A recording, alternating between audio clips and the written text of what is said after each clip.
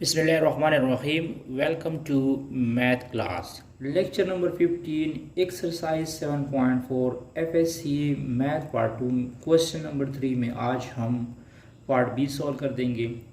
Question number 3 इस तरह है, if A B C is a triangle with vertices. हमें ट्राइंगल की 3 वर्टिसेस गिवन है और हमने क्या शो करना है, altitudes of a triangle A B C is concern. कि अल्टीट्यूड ऑफ अ ट्राइंगल जो होगा वो हमारे पास कनकर्न होगा। तो सबसे पहले आप लोगों को अल्टीट्यूड के बारे में पता चलना चाहिए कि एल्टीट्यूड्स क्या है। ठीक है, सपोज हमारे पास ये ट्राइंगल है, इस ट्राइंगल्स की 3 वर्टिसेस है। ये हमें ट्राइंगल्स गिवन है, इस ट्राइंगल्स की 3 वर्टिसेस गिवन है। इसको मैं वर्टेक्स ए कहना चाहता हूँ। वर्टेक्स ए को मैं 0 0 सपोज करूँगा। वर्टेक्स बी भी गिवन है, वो हमारे पास 8 6 है। और वर्टेक्स सी 12 0 है। इसको वर्टिसेस ऑफ ट्राइंगल कहते हैं। तो इसको जब इसी पॉइंट्स को जब हम मिलाते हैं तो ये एक ट्राइंगल सा बना देता है। ठीक है, अब एल्टीट्यूड्स क्या होगा।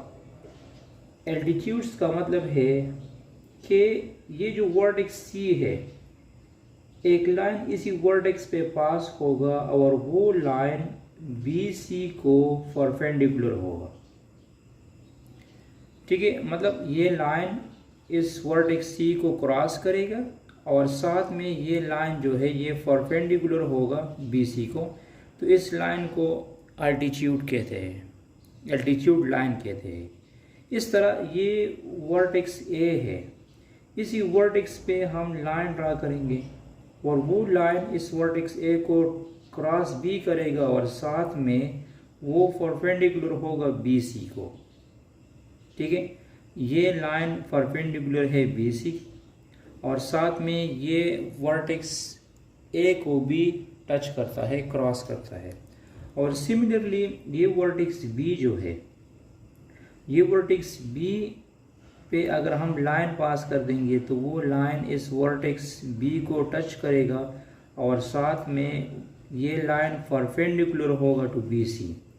ये लाइन परपेंडिकुलर है बी ए सी को, ये लाइन परपेंडिकुलर है ए बी का और ये लाइन परपेंडिकुलर है बी सी का। मतलब यहाँ पे 3 एल्टीट्यूड्स मैंने ड्रा किए। एल्टीट्यूड्स आप कैसे ड्रा करोगे, ऐसा लाइन ड्रा करना है कि वो वर्टेक्स सी को टच भी करेगा और साथ में वो ए बी को परपेंडिकुलर होगा।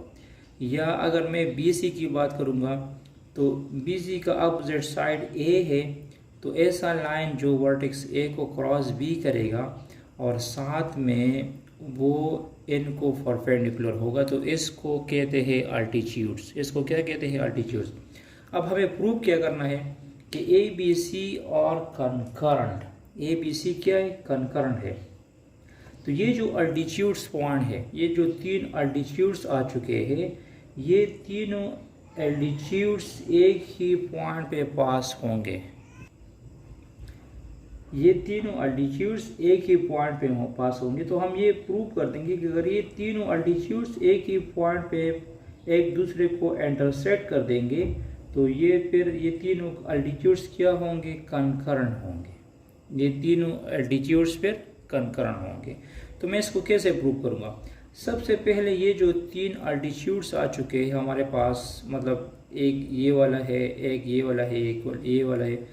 ठीक है, आप इसको नाम भी दे सकते हैं। सपोज इसको मैंने L1 कह दिया, इसको मैंने L2 कह दिया और इस एल्टीट्यूड्स को मैंने L3 कह दिया। ये 3 लाइंस बन चुके हैं। मुझे इन तीनों लाइंस की इक्वेशन चाहिए। तो जब इन तीनों लाइंस की इक्वेशंस हम फाइंड कर देंगे तो फिर हम आगे डिस्कस करेंगे कि इसका ये मतलब लाइंस जो है कनकरेंट है या नहीं है। तो सबसे पहले हम L1 लाइन, L2 लाइन और L3 लाइन फाइंड कर देंगे। तो यहाँ पे देखो, जो हमारे पास L1 लाइन है, ठीक है, ये वाला L1 लाइन, ये L1 लाइन परपेंडिकुलर है, परपेंडिकुलर है किसको, ए बी को। ये L1 लाइन परपेंडिकुलर है AB का, और साथ में ये लाइन इसी पॉइंट C पे पास भी होता है, C पॉइंट पे ये पास होता है। तो मुझे इस AB लाइन का स्लोप चाहिए। मैं क्या करूँगा, इस AB लाइन का क्या फाइंड करूँगा, स्लोप फाइंड कर दूँगा। तो स्लोप का फॉर्मूला क्या है, स्लोप इसको मैं M1 कह दूँगा, और ये हो जाएगा y2 minus y1 divide by x2 minus x1। ठीक है, इसको स्लोप फॉर्मूला कहते हैं। तो ये जो ए पॉइंट है इसको x1 y1 कह दो, ये x1 y1 हुआ, और ये हमारे पास x2 y2 हुआ। ठीक है, तो मैं इसका स्लोप फाइंड कर दूंगा। तो स्लोप मैं कैसे फाइंड कर सकता हूँ, तो इसका स्लोप जो आएगा हमारे पास वो होगा m is equal to y2 minus y1। तो y2 की वैल्यू है 6 माइनस 0, और y1 की वैल्यू है x2 की वैल्यू है 8 माइनस 0। तो जो स्लोप बनेगा हमारा हो जाएगा 6/8। तो इसकी सिंप्लीफिकेशन कर दो, ये हो जाएगा 3/4। ये स्लोप हुआ। ठीक है, ये हमारे पास स्लोप है। अब यहाँ पे देखो, ये तो मैंने ए बी का स्लोप फाइंड किया। इस ए बी को ये L1 लाइन परपेंडिकुलर है, इस ए बी को ये L1 लाइन क्या है, परपेंडिकुलर है। तो मैं क्या करूँगा, जब दो लाइंस एक दूसरे को परपेंडिकुलर होते हैं, जब टू लाइंस एक दूसरे को परपेंडिकुलर होंगे तो उसका स्लोप क्या होगा, -1 के इक्वल होगा। Slope of perpendicular lines, slope of perpendicular line किसकी इक्वल है, m1 dot m2 is equal to -1। m1 dot m2 is equal to -1। तो यहाँ पे देखो, इसको मैं m1 कंसिडर करूँगा, ये हमारे पास m1 है। तो ये क्या हो जाएगा, m1 की जगह मैं क्या लिख दूंगा, 3/4 m2 इज इक्वल टू -1। तो ये यहाँ पे डिवीजन में है तो मल्टीप्लिकेशन में चला जाएगा, और 3 मल्टीप्लिकेशन में है तो डिवीजन में चला जाएगा। तो m2 बन जाएगा हमारे पास -4/3। दिस इज m2, ये m2 की वैल्यू। अब देखो, ये हमारे पास स्लोप आ चुका है इसी L1 लाइन का। ठीक है, और ये L1 लाइन आल्सो फास होगा 12 पे। ठीक है, तो यूज़ करो point slope form, point slope form formula use करो। ठीक है, क्योंकि मुझे इस L1 लाइन का इक्वेशन चाहिए। स्लोप तो मैंने फाइंड किया, इसी L1 लाइन का स्लोप -4/3 है, और ये L1 लाइन जो है इसी पॉइंट पे पास भी होगा। तो पॉइंट स्लोप फॉर्म का फॉर्मूला क्या है, पॉइंट स्लोप फॉर्म का फॉर्मूला है y minus y1 is equal to mx minus x1। ठीक है, तो y1 की वैल्यू क्या है, अब यहाँ पे ये x1 है, ये x1 है, ये y1 है। तो यहाँ पे आप लोग y1 की जगह 0 पुट करो। y1 क्या है, 0 है, और m की वैल्यू क्या है, -4/3 है, और x -12 हुआ, x -12 हुआ। तो ये यहाँ पे देखो, ये बन जाएगा y is equal to -4/3 into x -12। तो ये हो जाएगा, ये 3 इधर डिवीजन में है तो मल्टीप्लिकेशन में आ जाएगा। ये बन जाएगा 3y -4x और minus into minus plus 48 is equal to 0। इन दोनों को लेफ़्ट साइड पे शिफ्ट करो। तो जब लेफ्ट साइड पे शिफ्ट करोगे तो ये हो जाएगा 4x plus 3y -48 is equal to 0। ये हमारे पास बन गया क्या, इसी L1 लाइन की इक्वेशन। ये L1 लाइन की इक्वेशन है, समझ आ गई। ये हमारे पास L1 लाइन की इक्वेशन है। अब देखो, अब यहाँ पे देखें L2 लाइन्स, जो हमारे पास L2 लाइन है, L2 लाइन वो परपेंडिकुलर है BC को। L2 लाइन एक तो ये परपेंडिकुलर है BC का, और ये L2 line also point vertex A को टच भी करता है। तो बिल्कुल सेम प्रोसीजर हमने यूज़ करना है। अब मैं क्या करूँगा, अब मैं BC लाइन का पहला स्लोप फाइंड कर दूंगा, जिस तरह मैंने यहाँ पे AB लाइन का स्लोप फाइंड किया था। ठीक है, तो BC लाइन का स्लोप क्या होगा, हमारे पास B पॉइंट क्या है, B पॉइंट है 86 और C पॉइंट क्या है, C पॉइंट हमारे पास है 12.0। ठीक है, ये हमारे पास 12.0 है।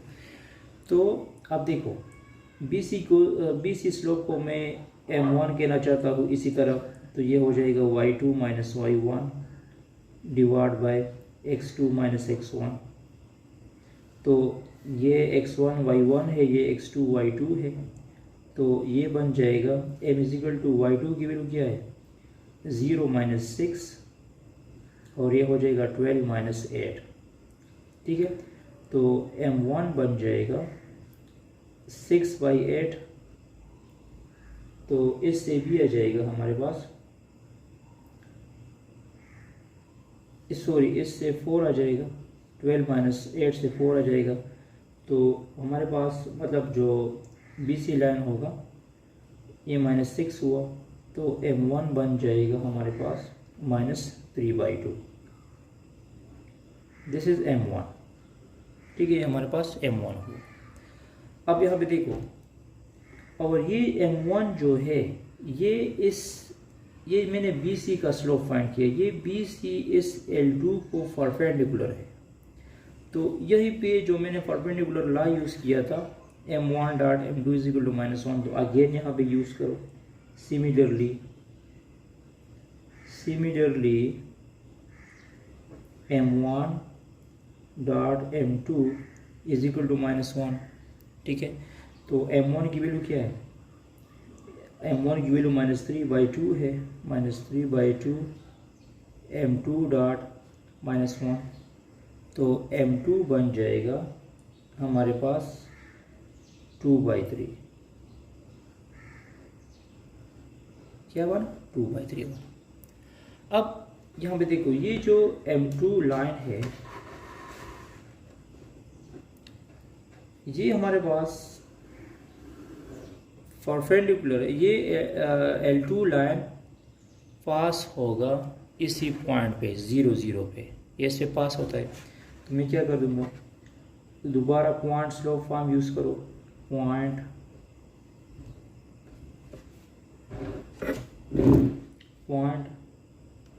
स्लोप फार्मूला यूज़ करो।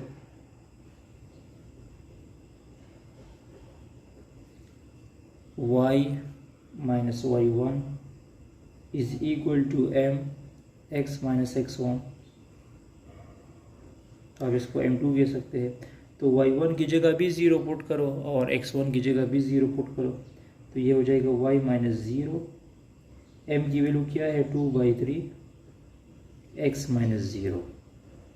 तो ये 3 इधर डिवीजन में है तो ये मल्टीप्लिकेशन में आ जाएगा हमारे पास, तो ये हो जाएगा 3y is equal to 2x, या इसको मैं लिख सकता हूँ इस तरह 2 minus 2x plus 3y is equal to 0। ये हमारे पास आ चुका है L2 लाइन का इक्वेशन। ये L2 लाइन का इक्वेशन हुआ बिल्कुल सिमिलरली, बिल्कुल इसी तरह मैं L3 लाइन का इक्वेशन भी फाइंड करूँगा। तो ये जो L3 लाइन है ये किसको परपेंडिकुलर है? ये L3 लाइन AC को परपेंडिकुलर है। A3 लाइन AC को परपेंडिकुलर है और साथ में ये L3 पास होगा B पॉइंट पे। B पॉइंट हमारे पास है 8, 6। तो सबसे पहले आप लोग AC का स्लोप फाइंड करो।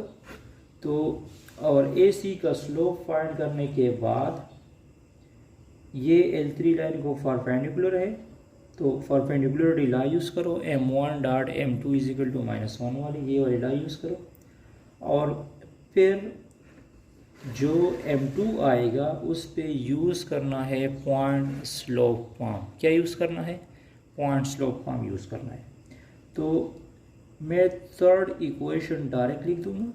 जो थर्ड इक्वेशन हमारे पास बनेगा वो हो जाएगा, थर्ड इक्वेशन हमारे पास आ जाएगा x - 8 इज इक्वल टू 0। आप लोग इसको इस तरह भी लिख सकते हैं या इस तरह भी लिख सकते हैं x plus 0.y -8 is equal to 0। ये हमारे पास थर्ड लाइन की इक्वेशन हुई। अब मेरे पास 3 इक्वेशन आ चुके हैं। एक इक्वेशन ये है, एक इक्वेशन ये है और एक इक्वेशन ये है। ठीक है। अब ये जो 3 इक्वेशंस है, आया ये 3 इक्वेशन एक दूसरे को एक ही पॉइंट पे टच करते हैं या नहीं करते? तो हम ये कैसे प्रूव करेंगे कि ये तीनों पॉइंट्स जो है एक दूसरे को एक ही पॉइंट पे इंटरसेक्ट करते हैं? अगर ये तीनों लाइंस एक दूसरे को एक ही पॉइंट को इंटरसेक्ट कर देंगे तो फिर ये अल्टीट्यूड जो होगा ये कनकरन होगा। ये हमारे पास क्या होगा? कनकरन होगा। तो इसको मैं कैसे प्रूव करूँगा कि ये तीनों लाइंस एक दूसरे को कनकरन है? अब हमारे पास ये तीनों इक्वेशंस आ चुके हैं लाइंस की। ये L1 लाइन का इक्वेशन है, L2 लाइन और L3 का। अब इसकी पॉइंट ऑफ कंकरेंसी मैं कैसे चेक करूँगा? तो पॉइंट ऑफ कंकरेंसी का जो फॉर्मूला है वो हमारे पास ये है कि मैं लिख दूंगा determinant of A1 B1 C1 A2 B2 C2 A3 B3 C3 is equal to 0। अगर इन लाइंस का डिटर्मिनेंट 0 आया तो इसका मतलब ये होगा कि ये पॉइंट्स कनकरन है और अल्टीट्यूड जो है वो हमारे पास कनकरन होगा। अब इसमें ये जो ये वाली वैल्यूज़ है, ये A1 है, ये B1 है, ये C1 है, इस तरह A2 B2 और इसमें C2 ऑलरेडी 0 है। ठीक है। और इसमें A1 की जगह 1 पुट करो, A3 की जगह 1 पुट करो, B3 की जगह 0 पुट करो और C3 की जगह -8 पुट कर दे। तो ये क्या हो जाएगा? ये हमारे पास बन जाएगा 4 3 -48 2 -3 0 और इस तरह 1 0 -8 इज इक्वल टू 0। अब आप लोग डिटर्मिनेंट की एक्सपेंशन कर सकते हैं किसी भी मेथड से। तो इसको मैं एक्सपेंड कर दूंगा, expand bye R1। First row की मदद से हम इसकी एक्सपेंशन कर देंगे। तो फर्स्ट रो की मदद से भी आप लोग इसकी एक्सपेंशन कर सकते हैं, सेकंड रो की मदद से भी कर सकते हैं और थर्ड रो की मदद से भी कर सकते हैं। तो चलो मैं थर्ड रो की मदद से कर दूंगा क्योंकि थर्ड रो में सबसे ज़्यादा 0 है। तो थर्ड रो की एक्सपेंशन इस तरह है कि यहाँ पे मैं लिख दूंगा 1, ये वाला रो और ये वाला कॉलम स्किप करो। तो इसके साथ कौन से एलिमेंट्स आ जाएंगे? 3 -48 -3 0 ये आ जाएगा। साथ में फिर इसके साथ प्लस लिखना है माइनस प्लस। तो ये टर्म्स ऑलरेडी ज़ीरो है, तो ये सारे एलिमेंट्स ज़ीरो बन जाएंगे। और यहाँ पे -8 के साथ आ जाएगा, -8 के साथ आ जाएगा हमारे पास ये वाला कॉलम स्किप करना है और ये वाला रो 4 3 2 -3। तो ये क्या बन जाएगा, ये हमारे पास बन जाएगा 1, इनकी मल्टीप्लिकेशन करो 3 0 0, -48 मल्टीप्लाइड बाई 3 से 144 आ जाएगा। ये वाला टर्म भी ज़ीरो हो जाएगा और यहाँ पे -8 के साथ ये हो जाएगा -12 और -6, तो ये बन जाएगा -144 -8 -18। ठीक है, तो -8 -18 से भी 8 8 64 माइनस प्लस 144 आ जाएगा। तो ये दोनों कैंसिल हो जाएंगे, ये हमारे पास ज़ीरो। तो इसका मतलब ये हुआ कि जो अल्टीट्यूड्स की पॉइंट थी वो हमारे पास कनकरेंट है। तो इसका मतलब ये हुआ कि ये जो 3 लाइंस है अल्टीट्यूड वाले, ये तीनों लाइन एक दूसरे को एक ही पॉइंट पे इंटरसेक्ट करते हैं। ठीक है, तो इसको कहते हैं कि altitude of a triangle ABC is concurrent. और ये बात याद रखना है कि ये लॉ हमेशा सेटिस्फाइड होगा कि जो ट्राइंगल्स की अल्टीट्यूड्स होंगे वो ज़रूर एक दूसरे को एक ही पॉइंट पे इंटरसेक्ट करेगा। ये लॉ ऑलवेज फॉर एवर है, एवरी ट्राइंगल के लिए इस तरह ही होगा। ठीक है, अच्छा, thanks for watching this video. Next lecture number 16 में हम प्रूव कर देंगे the median of a triangle ABC are concurrent, कि ट्राइंगल का जो मीडियन होगा वो कनकरेंट होगा या नहीं। Thanks for watching this video, stay touch with us.